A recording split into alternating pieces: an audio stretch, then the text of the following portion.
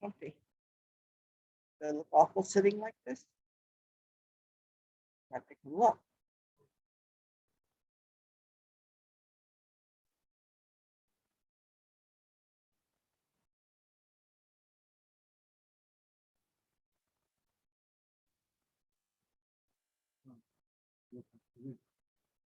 Yeah.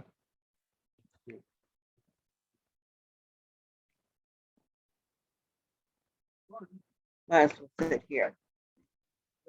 More comfortable.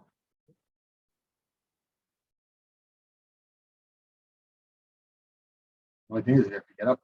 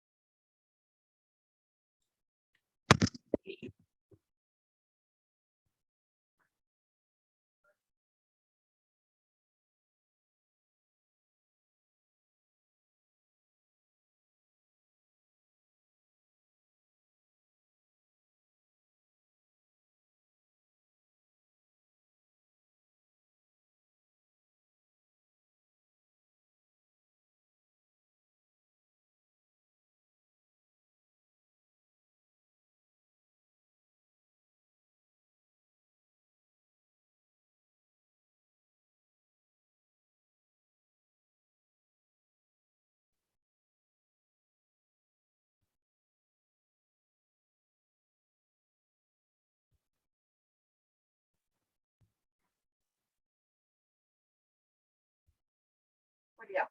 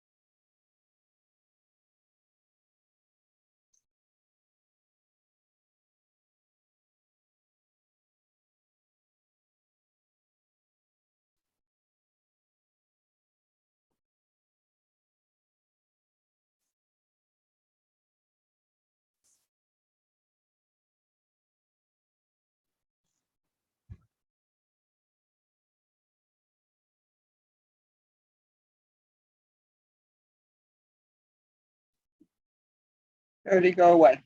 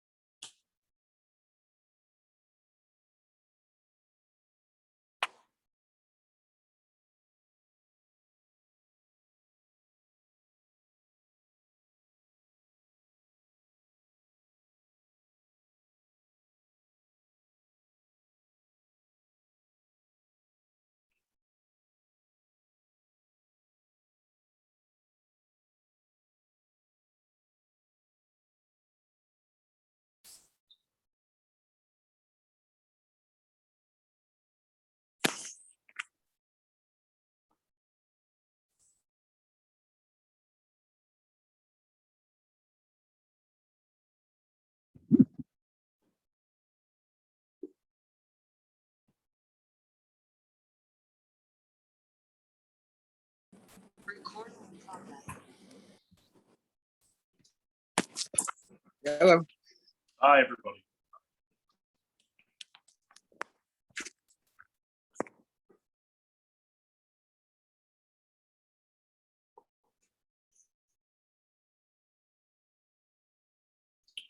Okay, good time.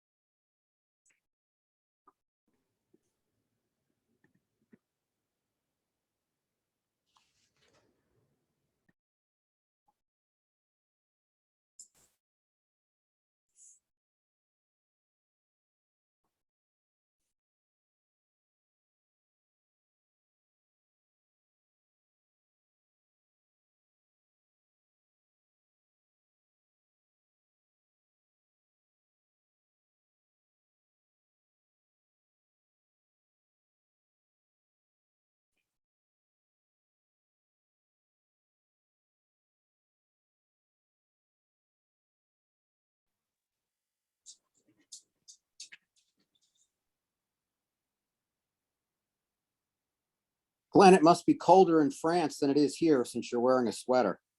It's cold. It's raining. I think it's raining here. It's about to. That's to break the 90 some odd degree heat. Oh, No, they say it's still gonna be 90 tomorrow. Yeah, I know. Take another day to break it. we're here a month. It hasn't hit 90 yet. Oh, well. If it hits 90 on your thermometer, you're really in trouble, since I still think that they're on centigrade. Yes. Yeah. True.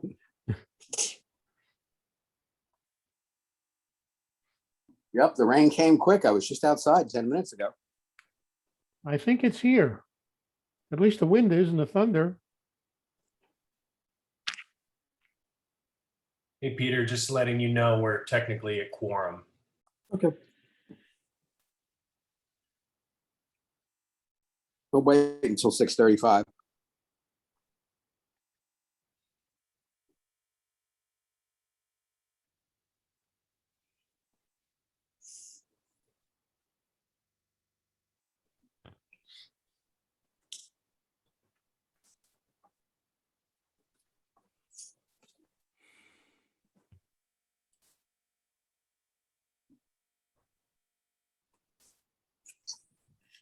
Hey, any news on the election? No, they said earlier, they said they would release the next round of results by 7:30. Okay. That's when brunches. Brunch. Yeah, it's late brunch. Very late brunch. They said it this morning that they would release it in brunch at brunch time. Yeah, But we're way past. I saw that in Mike's email. I thought, gee, strange terminology. Fool me once, you know.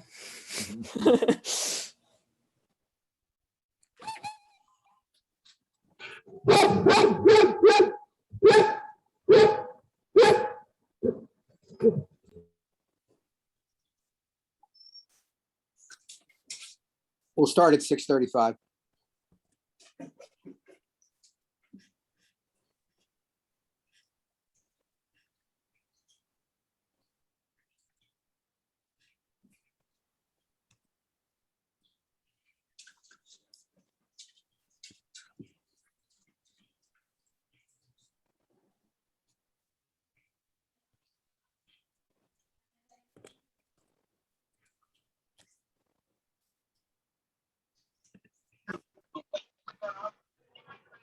Good evening, everyone.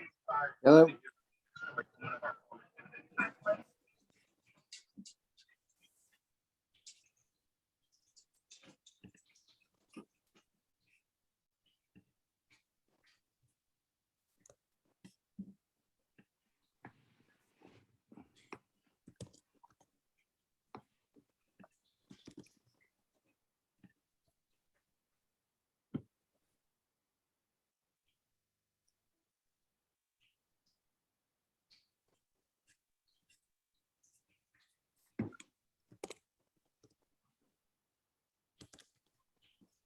Okay, it's 6:35. We're going to get started. Thank you very much, everyone, for joining us. I appreciate you taking the time out of your summers. Hope everyone had a good July 4th long weekend. And we have a couple of motions to consider. So we thought we would get them taken care of so that we can meet the ULURP time clock on the first one. We have an application to city planning with regard to some ULURP actions to do with the Gowanus CSO facility. I don't know who's going to present that motion, but please unmute yourself and go ahead. Sure. Thank you, Peter. This is actually 4 ULURPs, and they all relate to Gowanus CSO tank sites. There's the Owl's Head site, which is 2nd Avenue and 6th Street, basically. And then the Head End site, which is basically Nevins around Butler and DeGraw. And the city's, the 4 things the city's looking to do here at the same time is approval for site selection and acquisition of 4 privately owned lots on the Salt Lot site. That is, they want to move forward on acquiring the privately owned sites that are adjacent to the city-owned Salt Lot. They also want site selection for a city-owned lot that's currently occupied by DSNY. That's the Salt Lot itself. They want a city map amendment to demap 5th Street between 2nd Avenue and the canal. And they also want a city map amendment to demap Douglas Street between Nevins and the canal at the Head End site. So we have discussed these matters before. Actually, a lot of them were addressed as part of our larger Gowanus rezoning resolution. And we said a few things there that are restated in the resolution that was approved by the committee. And let me just pull up the resolution that was approved by the committee so I can read you the high level points. The chief among what the committee wanted to see was a commitment from the city to come back and do further consultation with the board around what exactly these sites are going to look like, especially the Salt Lot. Right now, the city's plan is mostly like, we need these sites approved so we can build the retention tanks. And a lot of the details past that are TBD, right? But there are important parts of this site, and it's an opportunity for new open space, and there are existing uses by folks like the Gowanus Canal Conservancy that are important and that we want them at the table. So we said, please come back. And they said they would come back, both as part of publicly mandated public review processes, but also they would go above and beyond that. So the resolution says that. The resolution reiterates our expectation that the city is going to comply with EPA mandated orders and the timeline that the EPA has set out for the construction of the retention tanks. We urge the city to take care of the 6 businesses on the Salt Lot site that will be displaced. We ask them to engage with the existing tenants around their plans. We ask them to make investments in open space. We suggest that this open space should be mapped as parkland so that it's permanently open space. We also ask them to consider eco-restorative uses on the site, which is much like what the Gowanus Canal Conservancy has been doing. We ask them to keep in mind potential canal crossings that are in the offing, pedestrian bridge crossings. And finally, we ask them to keep in mind the need for water access, for recreational water access on this site, on the Salt Lot site, and at the Head End site. And to that end, we specifically say that there should be on and off access at 2nd Avenue and at Douglas Street. So that is that resolution. It was approved unanimously. And so it's for our consideration. Does anybody have any questions for Alec about this resolution before we take a vote? You have to unmute yourself and speak up, please. Quick question. These are the retention tanks that folks have expressed. I've heard a lot of sort of skepticism about the fact that they would be the same tanks. Yeah. Okay, got it. This is the city's plan. And, you know, there's the EPA is playing watchdog here, and the city has been dragging its feet. I think it's fair to say they would say they haven't been, but I think it's fair to say they've been dragging their feet. And So this is a part of their finally doing what the EPA has mandated. Whether that's adequate, I think that's a debate we can have. It's a little separate and apart from whether this ULURP is a step in the right direction or appropriate, at least to my eye. Other questions for Alec? Yeah, Eric. Peter, I was just gonna, on the tank issue, since it came up, they're mandated by the EPA under the administrative consent order.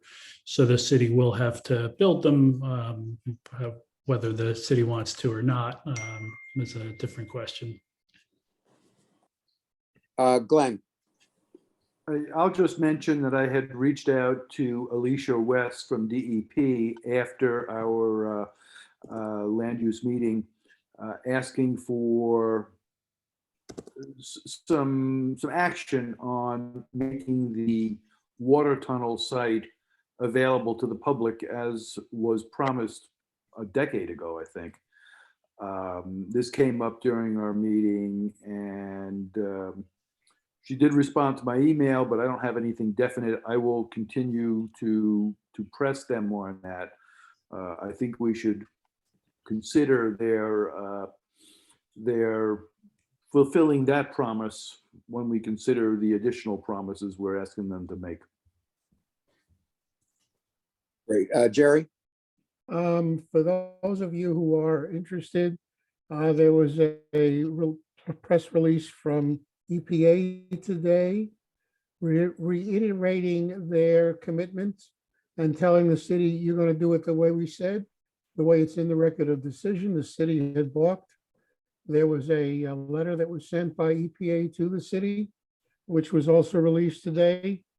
So the EPA is not exactly a slouch on this. They are making sure that what they say will get done, no matter what the city thinks or says. Thanks. Rick? Hi, just a question. I noticed in the links that the CAG had passed a resolution that seemed to be concerned about the city delays beyond the EPA's request. Does this current resolution align with the CAG's recommendations? Hildegard, you have to unmute. It's my opinion that yes, it does align. Thanks. Anybody else have any comments or questions about this?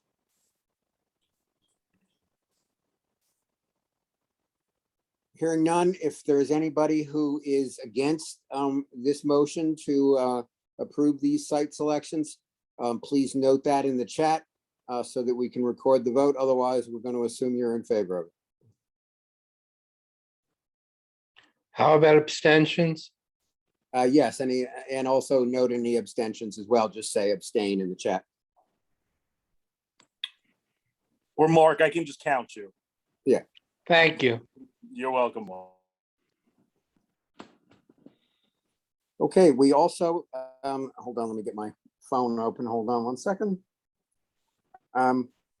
We also have an application to city planning for a zoning map amendment from M2-1 to C4-4A, and a zoning text amendment to map of mandatory inclusionary housing for, let's see, what's the address? 530 3rd Avenue in Gowanus.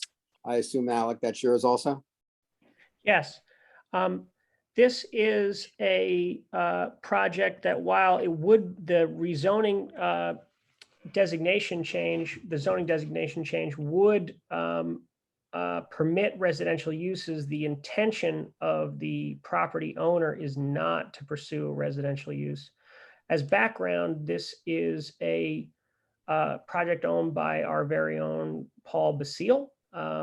He abstained for cause, for obvious reasons in the committee consideration.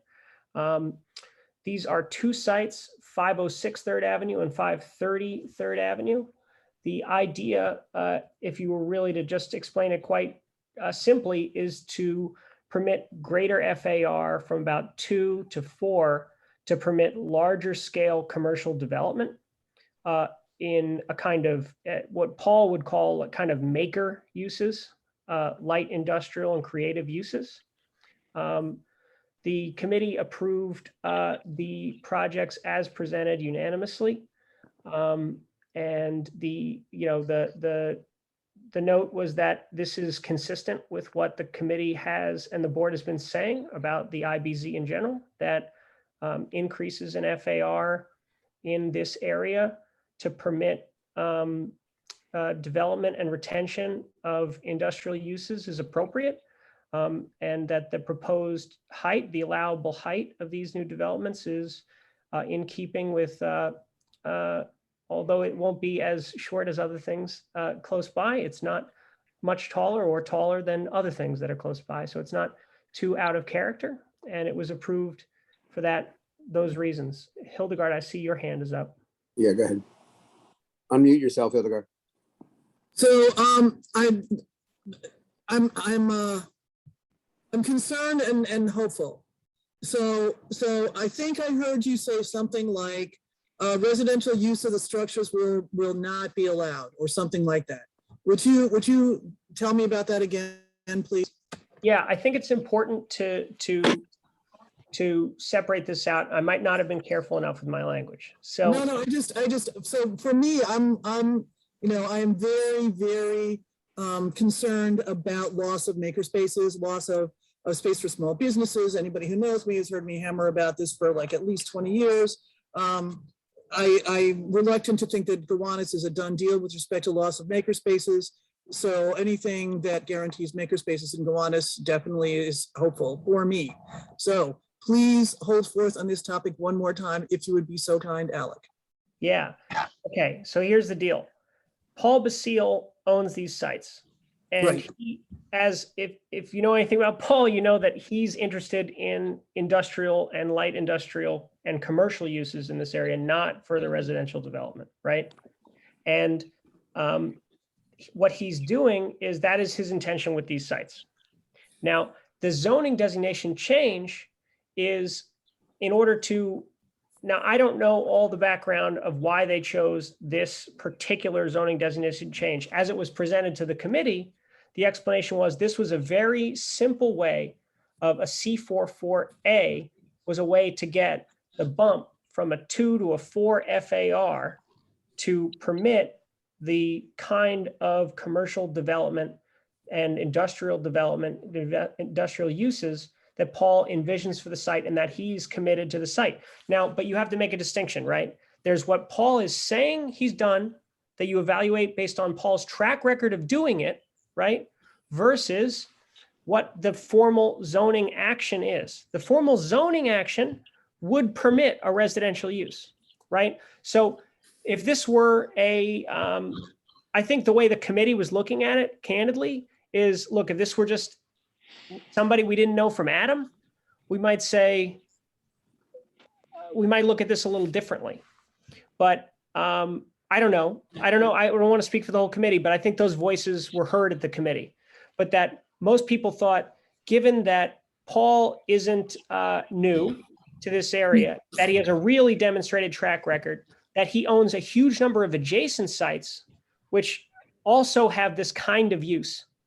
And that this is that we were less concerned about the zoning designation change leading to residential development, if that's the kind of thing you're concerned about. So that's basically where the committee came down. The sort of like, given everything we know about this actor, the concerns were ameliorated. Yeah, thank you. That's kind of what I was expecting. I thought you said. Doesn't take away from the fact that Paul could wake up tomorrow, get hit on the head by a meteorite and decide that he wants to, use it as residential space, or that his heirs, or somebody he sold it to. Yeah, okay. Thank you so much, Alec. That was very helpful. Tiffany, do you still have a question or no? You have to unmute. I do. I'm sorry. Yeah, I didn't realize my phone was still muted. Turning this area into more commercial space, isn't that causing an issue already with the Gowanus Canal and stuff like that? You're adding more traffic to that area?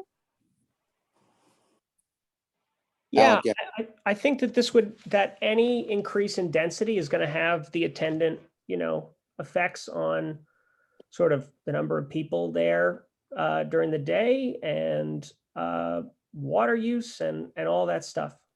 And how does that affect the residents in the surrounding area? I mean, the surrounding buildings?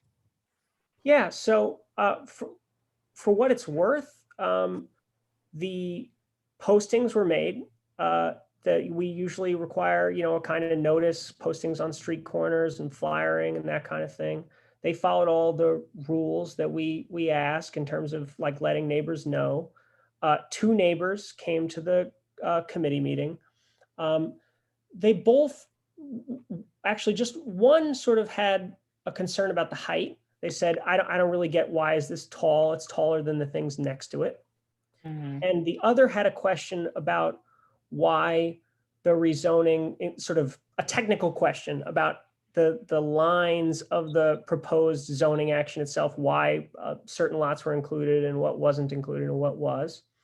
So if there's like a big concern among the neighbors about how this would affect them, that might be true, but we didn't get a sense of that at the committee hearing. Mark? Yeah, 2 things, Alex. One is, does Paul own all of the property within the boundary of the ULURP? Or do other people own properties within the boundaries of the ULURP? Now, to be totally honest with you, I don't remember. I'd like that. I don't remember. I do remember him saying that there were adjacent buildings that he did not own. He owns most of the property on that block, but there were at least 2 buildings immediately adjacent to this, I think it's 530, but they have no plans for development. Well, that's today. Yeah. I had another question.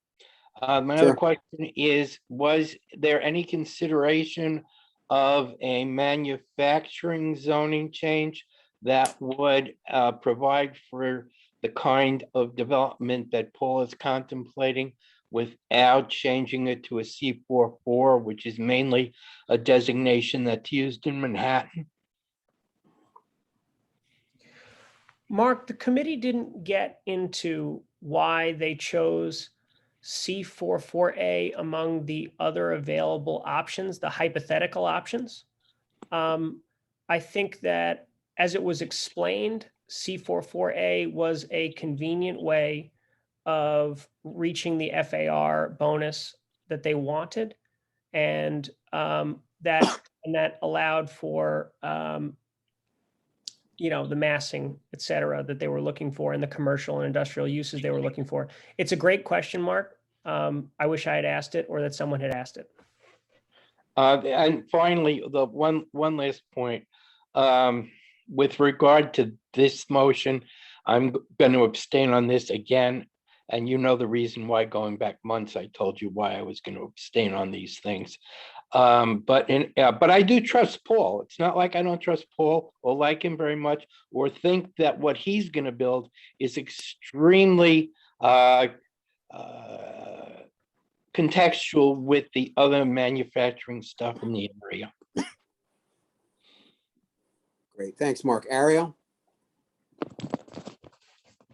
Yeah, my question, which I did bring up at the meeting, and it was along the lines of what Hildegard was saying, is that I didn't understand why, while I know we all, trust Paul, and I think his intentions are good, and I think the zoning, what's being planned for that is perfectly fine. I have no problem with any of that. I just find it odd that we would not have something in our resolution that said, that's a requirement, that what he is planning is what we are going to get. And the general feeling was just because we trust him, which is lovely. That's wonderful. And I think that's just great. And I would want to go along with that, because I do trust that he will build what he says he's going to build. It's just, I did worry about what it looks like, it's a preferential treatment that I feel like if we couldn't some way, do some wording around that, what it is that he has presented to us. And it either goes to, I don't know if there's something that can be stated in our resolution, or if it's something, if there is another zoning that could do that. I do remember the lawyers briefly went over that. And I also don't remember exactly, and I couldn't open, I don't have enough memory to have opened up the links to that, so I wasn't able to look at it. But I was concerned about how that sort of is given, as much as, I do think it's the right direction to go in. Well, I'd like to strengthen it. Well, Ariel, to the extent you're suggesting we should move to an approval with a kind of condition, that would be a condition that the plan is going to be what the applicant has suggested it will be, which is all maker spaces. And is your suggestion no residential uses? Is that the kind of condition you're envisioning? No, I don't actually. Yeah, I'm happy. I think if there are live workspaces there, that would be terrific. I think if there was some living space combined with workspaces, that's terrific. I don't mind the mix. I like the mix. I just, it's a big give to any owner. And so I think we should have some sort of, some sense to, it's a lot of extra FAR. And he does the right thing. He also, or maybe one of the big selling points was what a great landlord that the rents are kept at a reasonable rate. And if that could happen, that's great too. I mean, some kind of assurances around the mission and the goal, which are wonderful, are quite good. Okay, well, I don't know how to frame that other than this. I'm not against us if this is considered a friendly amendment or something at the appropriate time, working on some language that essentially says like the project as it's presented with these commercial and industrial uses is laudable, especially where they'll be provided at a below market rate, and we're approving this with the expectation that that is exactly what will happen here. Yeah, I think so. Even if it That doesn't, sounds good. life goes on, it doesn't happen that way, but we're on record having an anticipated expectation of what we would like to see happen, which is what was presented. Right. Thank you. Jerry? More than just the zoning category. Two things, or maybe three. I think that one of the things we did note at the committee was a lot of the buildings that he owns, and 2 or 3 of the ones he built are, as Hildegard calls them, maker spaces with low rents. So Paul does have a track record. 2, with a ULURP, unlike a variance, it's kind of hard because you're just opening it up. So to any kind of development within that zoning group. So having some kind of agreement talking about expectation is not a bad idea to add to the motion. And I think that the other thing that was important to the committee was, it's not that just Paul is the owner, his father was the owner and had the same philosophy, and so he's carrying this from one generation to another. It's not like some guy coming in and trying to sell us a pig in a poke. And I think that the mixed use live workspace and the maker space is an excellent idea, and is probably where Gowanus and that particular in the IBZ part of the Gowanus is going to go. And I was very supportive of the motion, and I think it still deserves what it is. And as far as Mark's question on manufacturing, and I think Halleck was right on target. He couldn't get the FAR that he needs in manufacturing. He couldn't get the maker space that he needs to at least make the building self-sustainable. And that's one reason for going the way he did in the C4-4. And that's it. Thanks, Jerry. Eric? Alec, I just want to understand the specifics about the two buildings. So 506 is currently a single-story building, and that would be replaced with a 5-story building. And is there a height restriction on a C4-4A? Is it 70 feet or?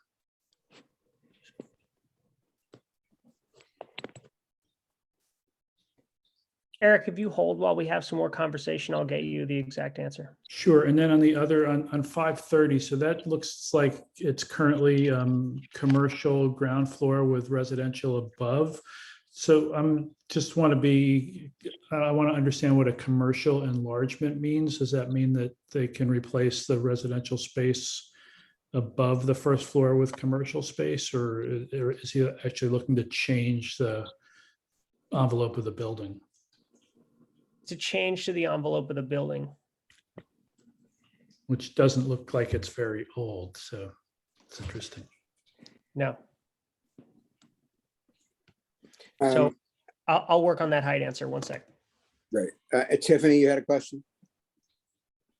Yes, I just want to piggyback off of what Ariel was speaking about in regards to, I understand that we completely trust Paul. My issue is going forward with other developers, because since we're rezoning the area, is that opening up for other commercial spaces to come in and then replace residential buildings, or in a sense, push them out? Because it seems as if we're starting to turn Brooklyn, especially this area, into mini Soho. And the rents, and like she said, with the rent being affordable, if we're doing the whole rezoning in regards to Gowanus and area, we're also making a commercial space down there. Are we going to make sure that we attain that the rents are affordable? Because once you open up the line for commercial space, it might be ridiculous later on. Yeah, I mean, it's a great question. So I think,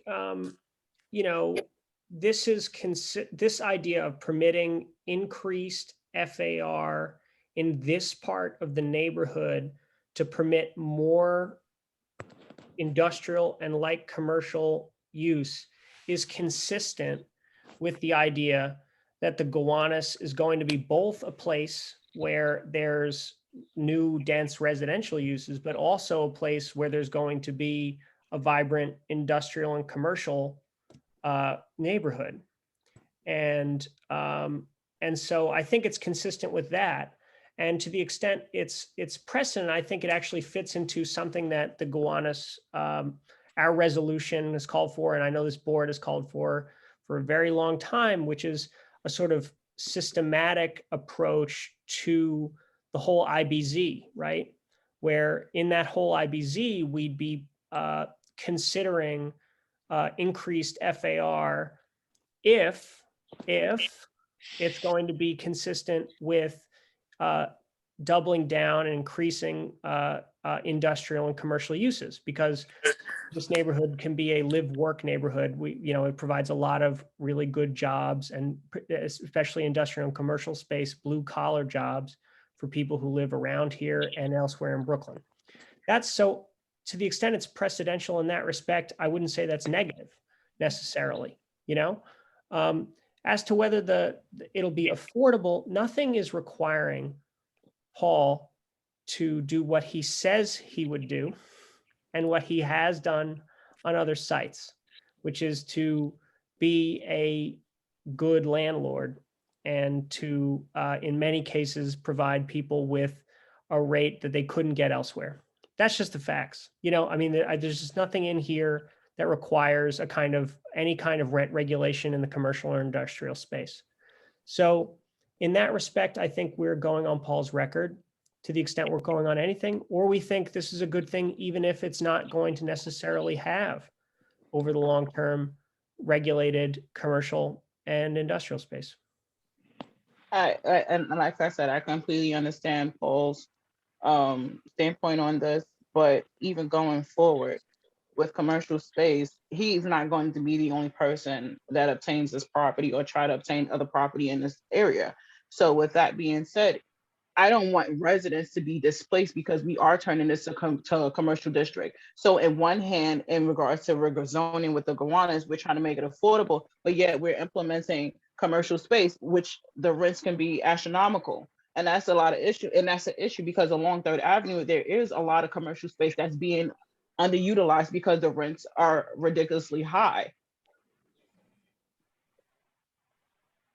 I think it's a So great what point. language are we implementing to make sure that residents aren't being displaced and that people can actually, people that live in the area can afford to either open up a small business or be able to still live in the area. And that's what's troubling me, because like I said, and like other members said, we have no issue with Paul, but going forward, he won't be the only one in the area that's trying to obtain property there, especially if we turn this into a commercial district. Yeah, what she said. Thank you. Yeah, no, I mean, I think these are great questions. So, I mean, I'm just being real that like what we're voting on right now doesn't have any, there's no legal mechanism available to say this has to be, below market. So I'm just like, that's a fact. So now we can include language along the lines that Ariel was saying, suggesting that, we really expect Paul to make good on what he was saying, and we want to reiterate the importance of. But it's not only Paul, and sorry to cut you off. We're not only worried about Paul. Paul is a man of his word. Our issue is going forward with other developers that want to move into the area. If we're actually putting in place where we have more residential area, you're going to eventually have more commercial space that want to be bought up. With that, we don't want other developers coming in raising rents ridiculously high to where people can't sustain there. That's what my issue is. We have no issue with Paul. It's going forward. And that's what it is. A lot of these developers are finding loopholes because there's no language that puts stipulations on what they can and can't do. I think we're losing sight that this is not a large rezoning as Gowanus was, Tiffany. It's a not even a full block rezoning, and it's only concerning those 2 and actually 4 or 5 properties. And I understand what you're saying, but this particular zoning is a very small rezoning piece. And yes, we have to be careful that we don't fall in the trap of everybody coming in with rezonings or variances in the way you're describing. But this one is a really small little piece. I guess my question, Tiffany, is there something you would want to say or do in this resolution to address that very real larger concern? In regards just keeping the rent affordable below the AMI of the neighborhood, one, because it's $150,000 plus. And even with the new developments coming that we approved coming up in regards to Gowanus and Red Hook, we just want to make sure that residents in the surrounding area aren't displaced. And it's still affordable for residents to open up small businesses if we're going to keep going with this forward. Understood. So the AMI piece usually comes in when someone's talking about building a new residential development that will have an affordable component, right? Rather than industrial or commercial space.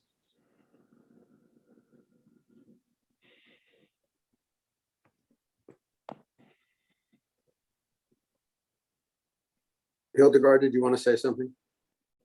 So now I'm going to ask us to consider going into a place we've never been before.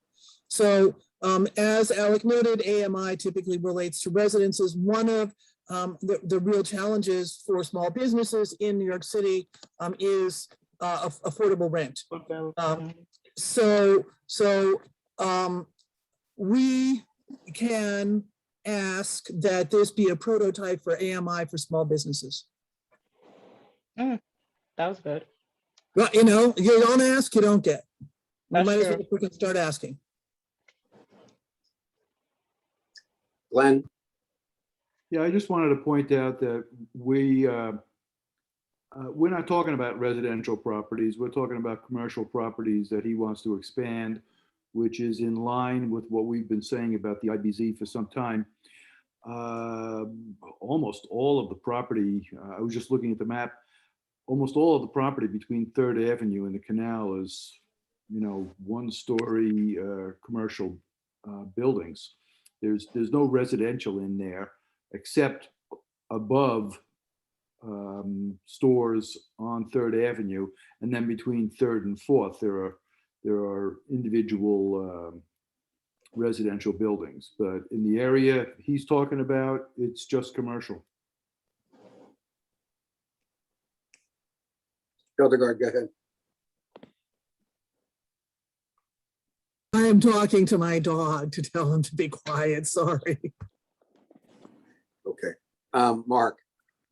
Yeah, the only other thing I would recommend in terms of the resolution, since it's a ULURP and not a BSA proceeding, and so we can't enforce a lot of things, is to suggest that the approval of this ULURP in particular, even though it's always the case, is not to be considered a precedent for what we might consider in the future. Yeah, we could certainly put that in the letter. I don't have a problem with that. Tiffany, did you have another question? No, I'm sorry. I thought I lowered it already. No, I thought, no problem. So go Alan. ahead, Peter. No, go ahead. I was moving forward. So if you have a No. response, go ahead. Yeah, I was just going to suggest that we have a resolution that is approved with conditions, and the conditions reiterate our expectation that these are going to be commercial maker spaces and light industrial spaces, that they're going to be provided at below market rates, and with the caveat that Mark just mentioned about the non-precedential nature of what the application would be. I'm okay with that if everyone else is. So why don't we go ahead and with those conditions, vote on this. I mean, if there's anybody that has, other than Mark, who wants to abstain, that has a difficulty, please note it in the chat. Otherwise, we will add those conditions, and hopefully we'll get the result that we want. Thank you, everyone. Before we go ahead, and I apologize, the reason that this meeting is on Zoom is because the related public hearings were held on Zoom. The city, I guess, has lifted its in-person meeting ban, and we are looking now for a space for our September full board meeting, and we'll also have other meetings in person as well. I don't know if we're allowed to continue having a Zoom component to them or not. We'll see about, you know, whether or not we can do that. You know, I know some schools do and do not have good internet. So you know, we'll have to see what we can do on that. So the last motion is a liquor license for 1114 8th Avenue, and that's Rachel. Right. So this is a transfer of a liquor license. This is the former location of Johnny Mac's. They're going to be called Honeysuckle. The owner is, they also own Hamilton and Alchemy. They were, oh, sorry, we didn't have quorum. So we were only able to do a recommendation. They were supposed to be giving us a updated set of hours because they, the application only had till midnight, but they were going to extend it till 4 a.m. But they were going to keep their outdoor space within the accepted hours of our usual Sunday through Thursday at midnight. I'm sorry, Sunday through Thursday at 11 and Friday and Saturday at midnight. So our recommendation was unanimous. We approved it with the people that were there, which was 4, so 4 approved. So we need a. Can I ask someone to make that motion, please? Motion to accept. Second by Hildegard. Any discussion on that? Hearing none, if anybody has any objections to this, please note them in the chat. Otherwise, we're going to presume that you are in favor of approving this liquor license assignment for 1114 8th Avenue. I still want them to serve calamari. What? I still want them to serve calamari, you know, I don't, it's just anything, but I want to be able to eat calamari on the sidewalk. We also had, we had a discussion afterwards, but we didn't actually make a formal motion. So we, one of our members had talked about that prior Friday, the to-go liquor law had expired, and they only found out on Friday by Twitter. It was attached to the emergency orders of the governor. And when that expired, that the to-go liquor also expired. And so there is a bill that was sponsored by Julia Salazar, and I think Bobby Carroll is co-sponsoring it. And so our committee member had brought it to our attention, and we had a discussion about it, but no one made an official motion to support it.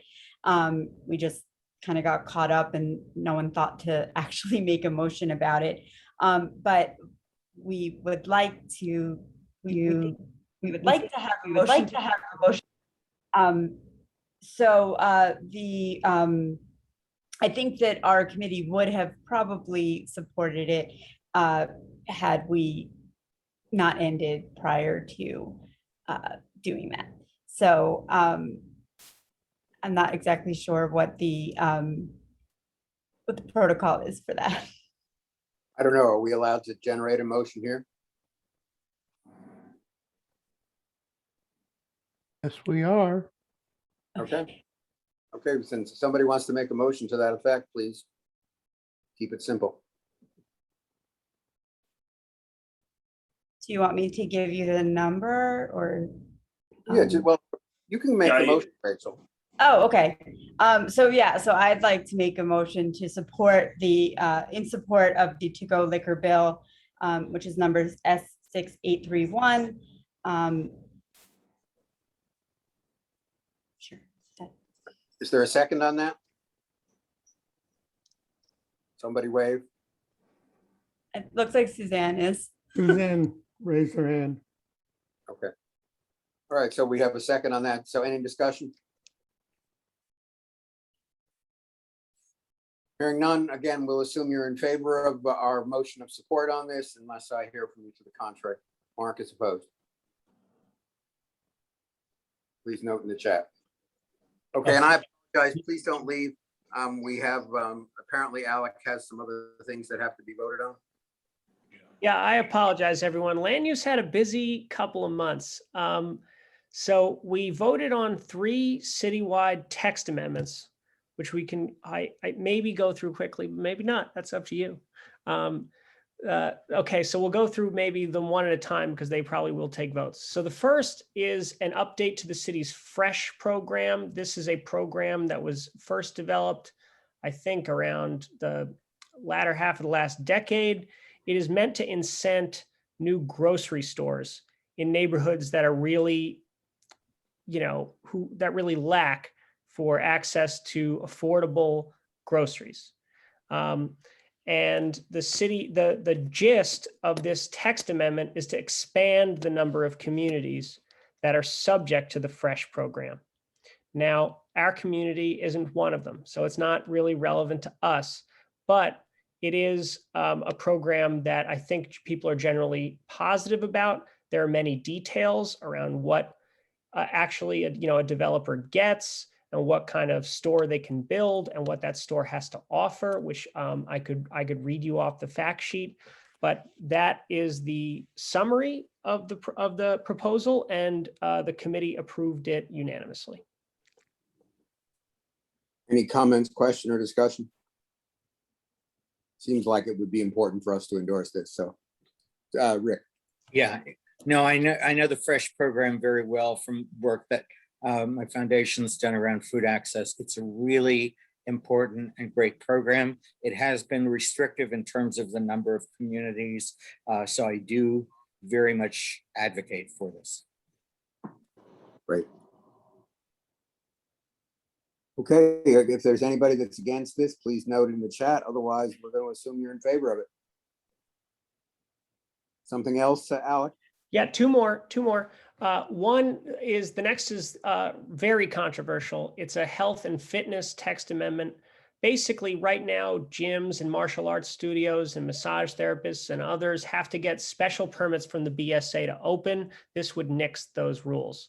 Although it would require certain kind of like noise things around like martial arts studios and other things. So we still get at some of the special problems that are created by these uses without requiring, you know, the whole rigmarole of a special permit. And we approve this unanimously. Great. Any discussion on this? Okay, we're going to call the question. Again, if you're against this, please note it in the chat. Otherwise, we're going to assume you're in favor. Okay, last one, Alec. Okay, the last one now actually was a bit controversial. This is the citywide hotels text amendment. The deal with this is that the city is proposing that all new hotels, with a caveat that if you were already kind of in the pipeline and then got stopped during COVID, you're not going to be covered, but that all new hotels are going to require a full ULURP.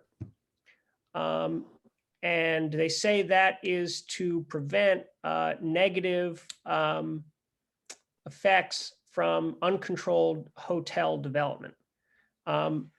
The committee voted to disapprove this. It was 5-3 with one abstention. If I were to explain briefly why people didn't want this to happen, is that we thought it was overkill to have a full ULURP and special permit process for every hotel. And others thought that that was totally appropriate, that to have that kind of robust community engagement process with respect to every hotel. And that was that. Okay, so the recommendation is to not support this proposal. Is there any discussion on that? Ariel? I'm a little confused about I'm looking at the presentation, but it's, and I'm sorry, I missed it. So it's in any zoning across the board. So the special zoning change that was made in the M1 districts, those still required you? Like, is it, I can't, I'm a little confused as to whether this is, if there's any place where it might be needed and if that was part of the discussion. Sorry, that's. So my understanding is the proposal is to require this big lengthy review process for every hotel. It is not trying to target special problems with, for example, industrial areas having hotel uses. And there are real problems with hotel oversupply, which we've seen in our own neighborhood. And I mean, it's one reason why so many smaller hotels are converted into shelters, because developers build hotels and then realize that is not actually the highest and best use of the thing they did. But you know, that is not, to my understanding, this isn't in any way limited to that special problem. This would apply equally in the sort of like hotel core of Manhattan, Midtown, you know, right across from Times Square. That would need to go through ULURP. That's my understanding. It's just, and it was voted, that was voted down by the Yes. committee said no. The committee's recommendation is no.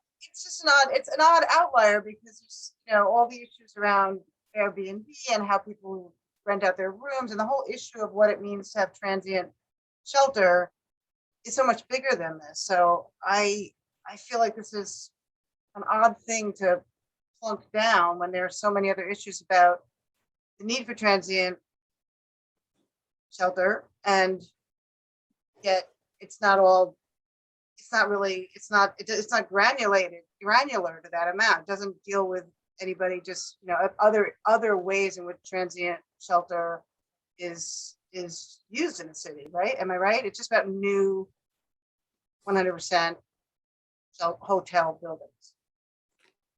I don't know if it's limited to 100% hotel uses. I think it might be, even if you were to build a new tower in Midtown Manhattan that has half luxury condos and half hotel, I think you might need a special permit for the hotel part. I'm not 100% on that, but I think that that's right. But yeah, I agree. This is a machete, not a scalpel approach. Let's say that. But, you know, I think there are good reasons to think it's a good idea and good reasons to think it's a bad idea. I mean, the committee closely divided on this one. Further comments? So here we have in front of us a motion to oppose this change. So if you vote in favor of it, that means you want the board to take the position of opposing this rule. On that basis, if there is anyone who is against that motion, please state so in the chat. Hildegard, do you want to say something? I think she's just Okay. voting here. I'm sorry? I think Okay. she's just voting. Okay, so again, anybody who is against or opposing this, please state so in the chat. Not seeing anyone. Wait, So we're going, oh, sorry, go ahead, Aaron. I don't understand. If you don't do anything, then you're agreeing that we're voting no. If you Mark like is this- opposing. Sorry. If you would like to, if you think the city's proposal is a good idea and that we should have a hotel special permit, then you should note in the chat that you're against this You're motion. against this.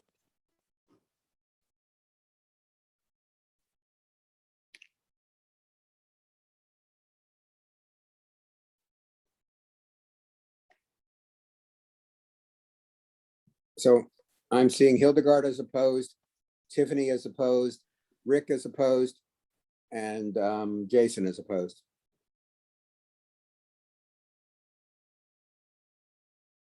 Anybody else? Okay, looks like the motion passes with that opposition noted. Anybody have anything else before we adjourn? If not, thank you all very much. If necessary, we may have another meeting at the end of July, beginning of August. Otherwise, you know, we're likely to have at least some committee meetings. Landmarks and Land Use usually meets, and sometimes the others have a single meeting over the summer, but we'll do the best we can to give you a summer break. Enjoy the rest of your summer, and hopefully we'll gather again in the next 3, 4, 5 weeks. Thank you, everyone. Be well. Have a good night. Good night, everyone. Night. Night and have a nice summer, everybody. Thanks.